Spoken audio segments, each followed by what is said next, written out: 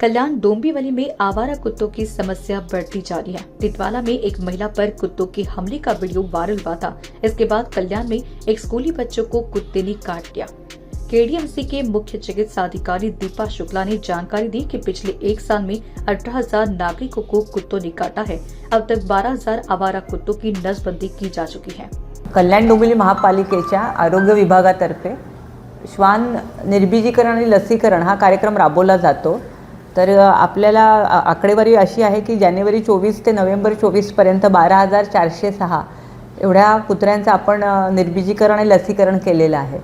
तर dog बाईटचे cases साधारण जानेवारी 24 ते ऑक्टोबर 24 या कालावधीमध्ये 18,705 केसेस आहेत। तर आपल्याकडे याबाबत आपल्याकडे इंजेक्शन ARV हे उपलब्ध आहे आणि आपले दवाखाने जे कल्याणला रुक्मिणीबाई हॉस्पिटल आणि डोंबिवलीचं शास्त्रीनगर हॉस्पिटल तसंच कल्याणला आपले 3 दवाखाने आहेत, सालेम अहमद दवाखाना, नेतिवलीचा आणि कोळसेवाडी दवाखाना।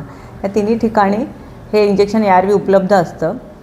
तर मी नागरिकांना असं कळकळीचं आवाहन करते की कुठलेही कुत्र्याने जरी तुम्हाला चावला असं वाटलं किंवा कधी-कधी त्याच्या दात उमटलेले नसतात, पण नुसतं चाटलं तरी तुम्ही या रुग्णालयामध्ये येऊन हे इंजेक्शन जरूर घ्या।